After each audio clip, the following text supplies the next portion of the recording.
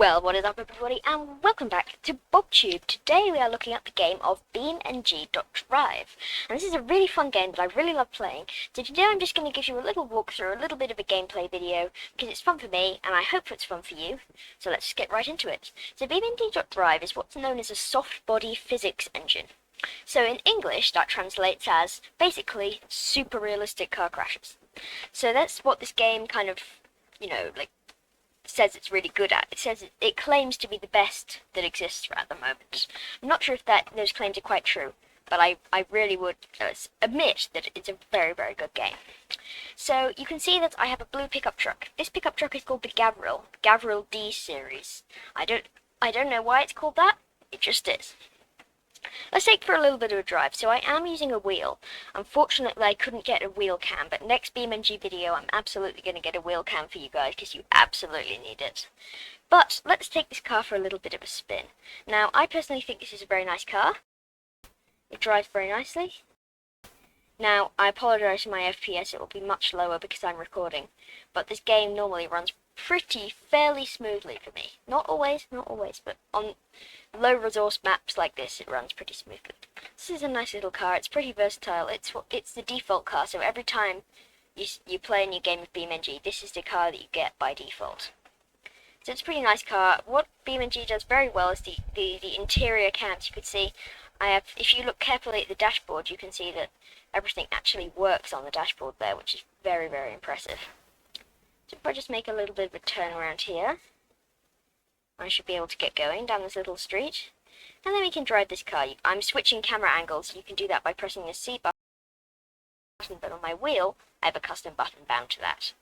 So this is a pretty cool car, but what happens if we get bored of this car, or, oh no, we accidentally drive it into a fence and now it doesn't work? Well, luckily, when I press escape, there is a whole other menu where you can find lots of different types of cars, so let's do that now. So I'm going to press on this button that says vehicles, and now we'll just wait a little while for the list to load, and now you can see there are loads and loads of different vehicles. Let's try this one, the Ibishu Covet. So Ibishu, these are all fictional companies, but they're based on real companies. So Ibishu is a Japanese car. It could be a bit like Honda. So let's take a look at their 1.5 DXi, and I'm going to go with the automatic transmission. Let's have a go. It's very hard. So this car, as you can feel, well, you can't feel, I can only feel it, but as you can see, it's much lighter than the other car. Its acceleration is a little bit better, because it's lighter than the Gavril D series. Also, it has a very nice interior. This is kind of like an old-fashioned Honda. There's nothing fancy, no sat-nav or anything, just a basic analog, semi-analog instrument cluster. So let's just do a little bit of a parking job right here. Let's come into the parking space, nice and neat. And boom! There we go, an epic park. Now this is actually quite a special vehicle, because in BeamNG this is one of the only vehicles which actually features fully functioning doors. So if I just hop back into the little interior camera here, you can see that when I move my mouse around to look around, I can press this button, and then the door is actually going to open, which is really cool. And then if I press a certain button, I can actually hop out of the car and walk around and admire my absolutely goat parking skills. Like, look at this. Absolutely epic park. OP. You could not do better than that.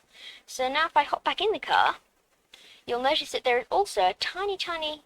Oh, close the doors first. There is a tiny little button here that says hood release, because in America that's what they call the bonnet of the car. They call it the hood. And so, if we hear, no, where's my park? Oh, no. My car is running away from me. No, come back.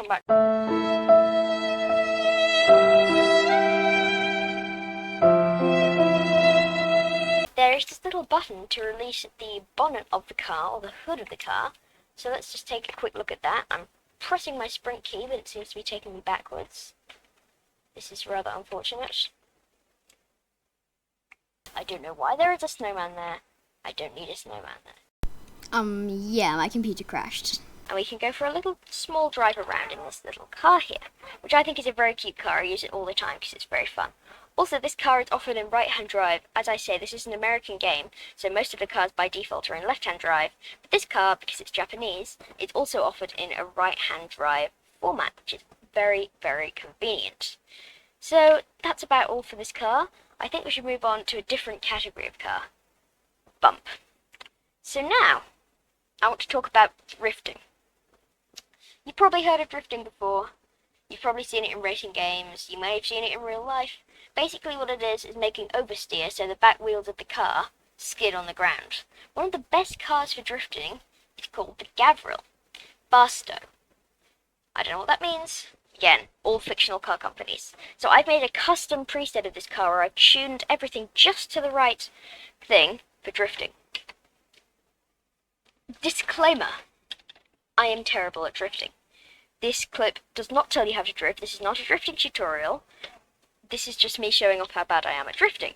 That's just saying, okay? I'm not good at drifting. But let's take this for a spin anyway, just to see if I can do some basic stuff. So first I've got to find a little corner for me to drift around. Into this petrol station seems absolutely perfect. So let's give it a go. And okay, that completely failed. Let's go again. Let's go again. Guys, it's okay. It's okay, we're going again. Oh, it crashed.